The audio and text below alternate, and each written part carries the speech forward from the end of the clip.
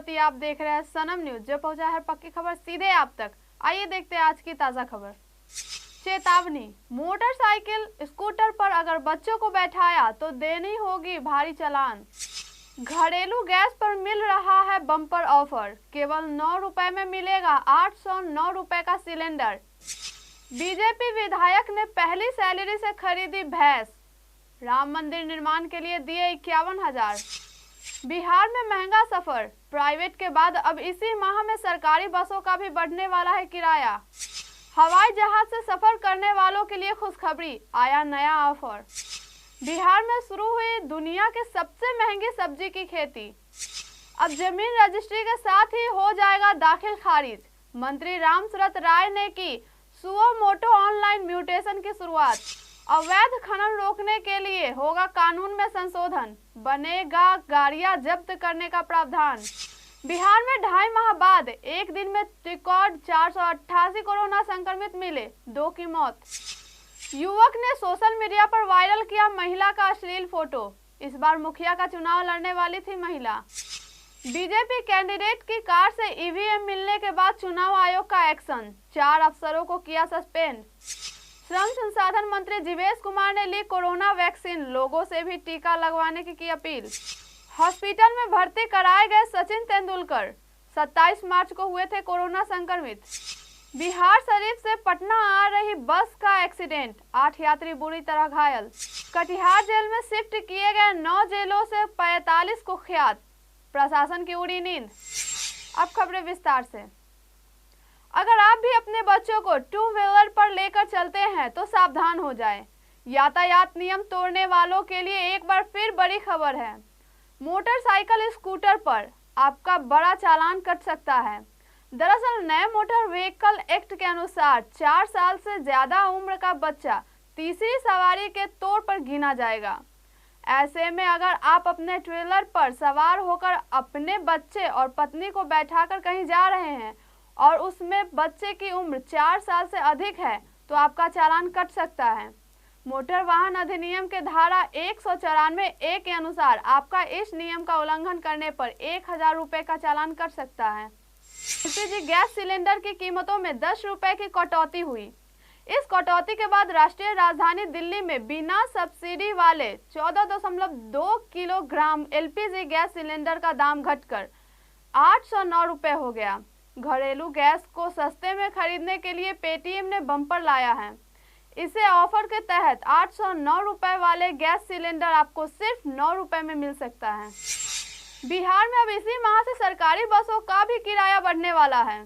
प्रदेश में डीजल से चलने वाली सरकारी बसों का किराया बढ़ेगा।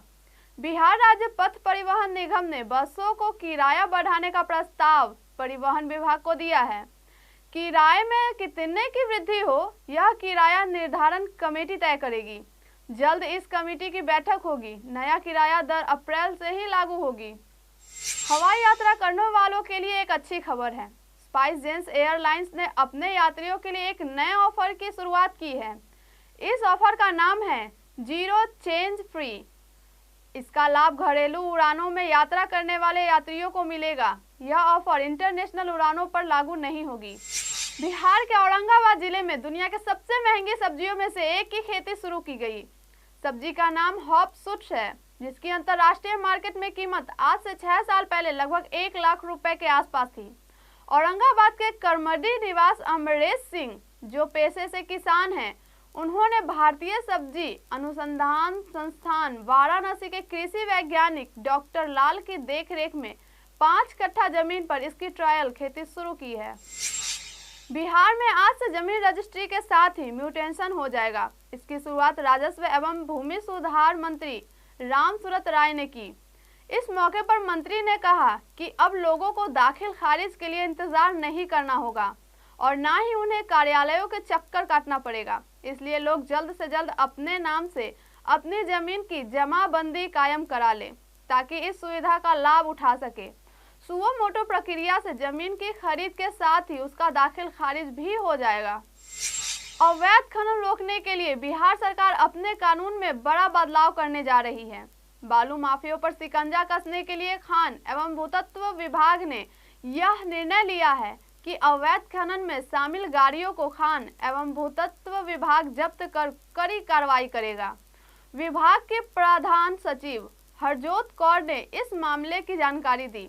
हरजोत कौर के मुताबिक सुप्रीम कोर्ट और हाई कोर्ट ने भी बार बार यह कहा है कि अवैध खनन या अवैध वसूली में लिप्त लोगों पर कड़ी कार्रवाई की जाए। इसे देखते हुए सरकार ने यह निर्णय किया है कि अवैध खनन में शामिल गाड़ियों को खान एवं भूतत्व विभाग जब्त कर उन पर कड़ी कार्रवाई करे। बिहार में करीब 2.5 महीने बाद एक दिन में सर्वाधिक 448 नए कोरोना संक्रमितों की पहचान की गई। इसके पूर्व 2 जनवरी को 463 और 10 जनवरी को 493 नए कोरोना संक्रमितों की पहचान की गई थी। इसके साथ ही राज्य में कोरोना के सक्रिय मरीजों की संख्या 1907 हो गई है। गुरुवार को स्वास्थ्य विभाग द्वारा जारी सूचना के अनुसार सूबे में 60,262 सैंपल की जांच की गई, जबकि 158 कोरोना संक्रमित इलाज के बाद स्वस्थ हो गए। वहीं 2 कोरोना संक्रमितों की इलाज के दौरान मौत भी हो गई। मामला जमुई जिले के लक्ष्मीपुर थाना क्षेत्र की है, जहां हरला गांव के पुलिस ने एक युवक को गिरफ्तार किया है। युवक के ऊपर आरोप है कि एक महिला की अश्लील तस्वीर उसने सोशल मीडिया पर वायरल की है। गिरफ्तार युवक की पहचान रंजीत शाह के पुत्र प्रिंस शाह के रूप में हुई है। लक्ष्मीपुर के थानेदार मृत्युंजय कुमार पंडित ने बताया कि पुलिस ने आरोपी प्रिंस शाह को गिरफ्तार कर जेल भेज दिया है। आगे की कार्रवाई की जा रही है। प्रिंस शाह के खिलाफ लक्ष्मीपुर थाना के आईटी एक्ट के तहत कांड संख्या 54/21 दर्ज की गई है। असम में चुनाव के बीच पाथरकांडी विधानसभा सीट से बीजेपी प्रत्याशी कृष्णेंदु पाल की कार से ईवीएम मिलने के बाद चुनाव आयोग ने बड़ी कार्रवाई की है। चुनाव आयोग ने 4 मतदान अफसरों को निलंबित कर दिया, साथ ही एफआईआर दर्ज करने का आदेश दिया है। चुनाव आयोग ने जिला निर्वाचन अधिकारी से विस्तृत रिपोर्ट भी तलब की है। दरअसल असम में कल दूसरे चरण के मतदान हुआ था। मतदान के बाद करीमगंज जिले के कनिसैल कस्बे में एक लावारिस बोलेरो मिली।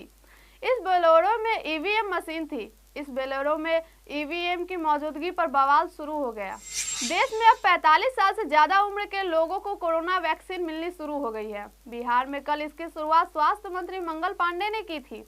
वहीं आज बिहार सरकार के श्रम संसाधन मंत्री जीवेश कुमार ने आज पीएमसीएच में कोरोना वैक्सीन की पहली डोज ली। इस दौरान पीएमसीएच के अधीक्षक डॉक्टर इंद्रशेखर ठाकुर और संयुक्त श्रम आयुक्त वीरेंद्र कुमार उपस्थित थे। 27 मार्च को कोरोना पॉजिटिव पाए गए सचिन तेंदुलकर को शुक्रवार को हॉस्पिटल में भर्ती करवाया गया। इसकी जानकारी उन्होंने ट्वीट कर दी है।